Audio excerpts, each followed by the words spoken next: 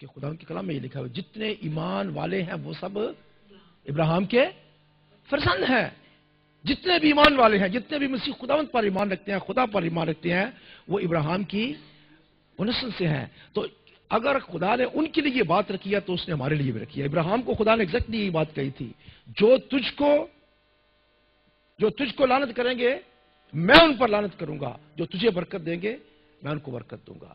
تو یہ ایک ایسا خدا نے سسٹم رکھا ہے کہ جو دوسرے لوگ اگر آپ کے اوپر لعنت کرتے ہیں، خدا کے لوگوں کے اوپر کرتے ہیں، تو وہ خود سے بچ نہیں سکتے ہیں.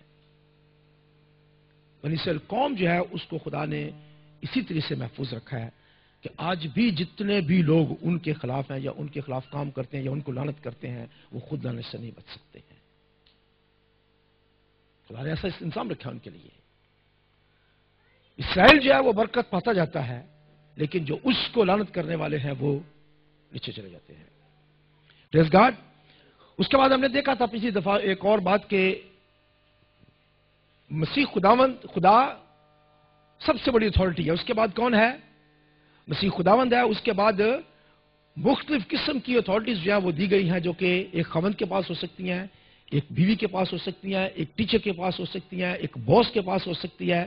مختلف قسم کی اتھارٹیز ہماری سوسائٹی کے اندر جو ہیں وہ خدا نے تقسیم کر رکھی ہیں، اور ہمیں ان کو ماننے کی ضرورت ہے، اس قانون کے اندر رہنے کی ضرورت ہے. اور جب ہم ان کو نہیں مانتے ہیں تو پھر جو ہے وہ ہمارے لیے مشکل پیدا ہو سکتی ہے. بعض اوقات جو ہے وہ میں نے آپ کو پچھلی بار بتایا تھا کہ ماں باپ جو ہے وہ اپنے بچوں کے لیے ایک دوسرے کے لیے جو ہے وہ غلط الفاظ بولتے ہیں، ان کے لیے لعنت کرتے ہیں، اور اس طرح سے وہ لوگ جو ہیں وہ لعنت کے اندر آ جاتے ہیں. بعض اوقات جو ہے آپ نے کئی لوگوں کی عادت ہوتی ہے کہ وہ کوئی بھی چھوٹی سی بات، اگر کوئی بچہ اگر کوئی شرارت کر رہا ہے، کچھ کر رہا ہے، ماں باپ ایون، تو اس کو کہیں گے لاکھ لعنت ہو گئی. سنا آپ نے کبھی؟ ہے نا؟ لاکھ لعنت ہو گئی.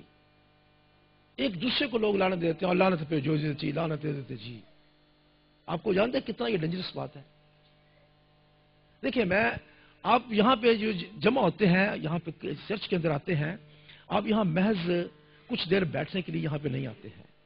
یہ خدا کا کلام جو ہے یہ ہماری زندگیوں کو تبدیل کرنے کے لیے ہے. یہ خدا کا کلام جو ہے یہ ہمیں ایسی طرف لے کر جاتا ہے جہاں سے ہم دوسروں کے لیے جو ہے وہ ہم باعث برکت ہو سکیں، جہاں پہ ہم اپنی زندگیوں کو جو ہے وہ ٹھیک طریقے سے چلا سکیں. تو خدا کا کلام ہمیں ہر لمحہ میں گائیڈ کرتا ہے. بہترین قسم کے خدا نے ہمارے لیے راستے میں چنے ہوئے ہیں. اگر ہم ان پر عمل کریں تو ہم اس کے وسیلہ سے اچھی زندگی جو ہے وہ گزار سکتے ہیں.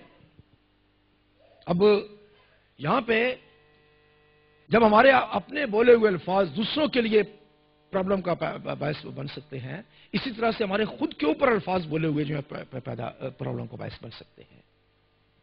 ایک دوسرے کو، اپنے بچوں کو لعنت کرنا، ان کو کہنا، جو کچھ بھی بولنا، یہ سوچ سمجھ کر یہ ہے بولنے کی ضرورت ہے. اسی طرح سے میں نے وہ آپ کو بتایا تھا کہ ایک استاد، ایک باس آپ کا، یا آپ کے چرچ کے اندر آپ کا پاسٹر ہے یا کوئی لیڈر ہے، وہ جو کچھ بھی کہتا ہے اس کو سنبھال کے جو ہے وہ بولنا چاہیے، جو کچھ کرنا چاہیے. کوئی ایسی بات زبان سے نہ نکلے جو کہ ہمارے لیے لعنت کا باعث ہو یا ہمارے لیے پرابلم کا باعث ہو. خدا کے خادم جو ہیں ان کے لیے خاص طور پر میں یہاں پہ ایک حوالہ دینا چاہوں گا. یشوع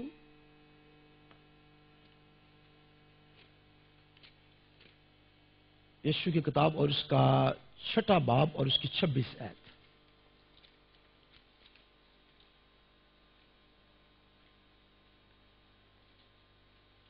ہاں جی، پڑھیں جی. یہ یہاں پہ جب اس وقت ان کو قسم دے کر تاکید کی اور کہا کہ جو شخص اٹھ کر اس یرو شہر کو پھر بنائے وہ خداوند کے حضور ملعون ہو. وہ اپنے پہلوٹے کو اس کی نیو ڈالتے وقت اور اپنے سب سے چھوٹے بیٹے کو اس کے پھاٹک لگواتے وقت وہ بیٹھے گا. سو خداوند یشوع کے ساتھ تھا اور سارے ملک میں اس کی شہرت پھیل گئی.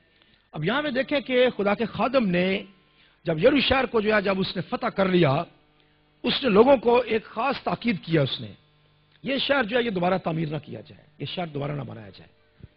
اور ساتھ ہی اس نے کیا کہا ہے؟ اگر کوئی شخص بھی اس شہر کو دوبارہ بنائے تو وہ کیا ہو؟ ملعون ہو، لعنتی ہو وہ شخص جو ہے، اس کے اوپر لعنت آ جائے گی. اور یہ لعنت صرف لعنت الفاظ تک محدود نہیں ہے، بلکہ وہ کیا ہوگا، اس کا اثر کیا ہوگا اس لعنت کا؟ وہ اس کی نیو ڈالتے وقت جو ہے اپنے پلوٹے بیٹے کو، اور اس کے پھاٹک لگاتے جب کمپلیٹ ہو جائے گا تو پھاٹک لگاتے ہوئے کیا ہوگا، اس کا چھوٹا بیٹا جو ہے وہ بھی مر جائے گا۔ اس کا مطلب ہے کہ اس نے ایک ایسے الفاظ کہہ دیے ہیں کہ اس کو کوئی شخص ہمت نہ کرے بنانے کے لیے، اگر میں نے کہا ہے تو اس کو ہمت بنانا، ورنہ اس کے لیے صرف یہی بات نہیں ہے میرے کہنے کی، بلکہ اس سے کیا ہو سکتا ہے، نقصان ہو سکتا ہے۔ اور دیکھیں پہلا سلاطین اس کا 16 باب، پہلا سلاطین اور اس کا 16 باب اور اس کی 34 آیت پڑھیں گے جی۔ اس کے ایام میں بیت ایلی ہیے نے یرو کو تعمیر کیا۔ ہاں جی، ایک شخص ایسا اب اٹھا ہے جس نے کیا کیا ہے، پتہ نہیں اس شخص کو اب پتہ بھی ہے یا نہیں ہے، یا وہ جانتا ہے یا نہیں جانتا ہے، لیکن کہے ہوئے الفاظ کے اندر کتنی پاور ہے۔ ایک شخص جو اس نے کیا کیا، اٹھ کر یروشلم شہر کو اس نے بنا دیا۔ فرسٹ کنگ چیپٹر 16 ورس 34 پڑھیں جی۔ جب اس نے اس کی بنیاد ڈالی تو اس کا پہلوٹا بیٹا جب اس نے اس کی بنیاد ڈالی تو کیا ہوا، اس کا پہلوٹا بیٹا ابراہیم مرا۔ پہلوٹا بیٹا ابراہیم مر گیا۔ اس کے بعد اور جب اس کے پھاٹک لگائے تو اس کا سب سے چھوٹا بیٹا سجوب مرا۔ جب اس کے پھاٹک لگائے تو اس کا سب سے چھوٹا بیٹا مر گیا۔ کیوں؟ آگے پڑھیں جی۔ یہ خداوند کے کلام کے مطابق یہ خداوند کے کلام کے مطابق ہوا۔ جو اس نے نون کے بیٹے یشوع کی معرفت فرمایا تھا۔ پریز گاڈ۔ الفاظ جو ہے یہ یاد رکھیں، ان کے اندر پاور ہے، ان کے اندر قوت ہے۔ ہم اگر خدا کے کلام کو نہیں جانتے ہیں تو ہماری زندگی میں بہت ساری ہم غلطیاں کرتے ہیں، بہت ساری چیزیں بولتے ہیں، کر دیتے ہیں، لیکن میرے خیال میں یہ وقت ہے کہ ہم ان تمام چیزوں کو اپنی زندگی میں ٹھیک کر سکیں، تاکہ ایک اچھی زندگی جو ہے، ایک بابرکت زندگی جو ہے وہ ہم گزار سکیں، اور ہر چیز میں ہماری زندگی کے اندر برکت ہو۔ اس کے بعد ہم نے پچھلی دفعہ دیکھا تھا کہ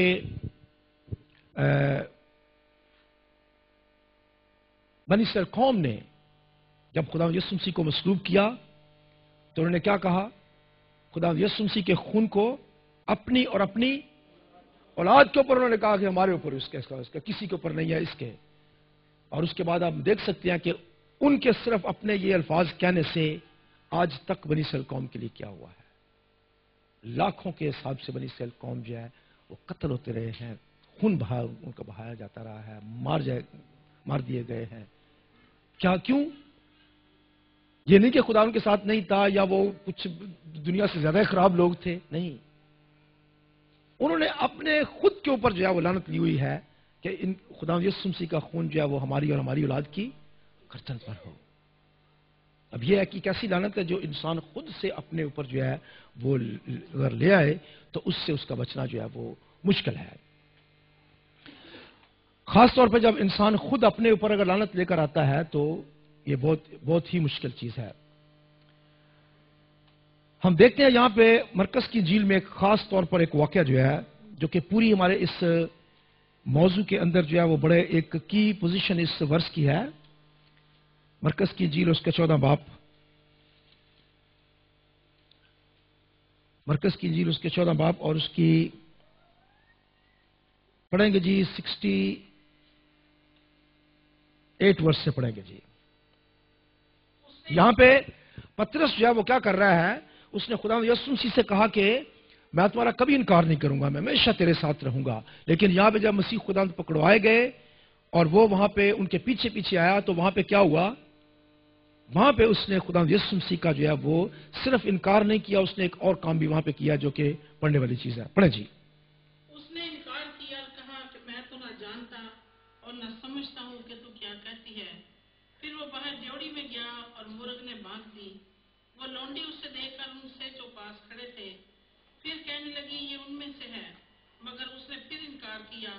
اور تھوڑی دیر بعد انہوں نے جو پاس کھڑے تھے پترس سے پھر کہا بے شک تو ان میں سے ہے کیونکہ تو گلیلی بھی ہے، مگر وہ لعنت کرنے اور قسم کھانے لگا کہ میں اس آدمی کو جس کا تم ذکر کرتے ہو نہیں جانتا۔ اب دیکھیں یہاں پہ صرف انکار کی بات نہیں ہے بلکہ اس نے دو کام اور کیے ہیں۔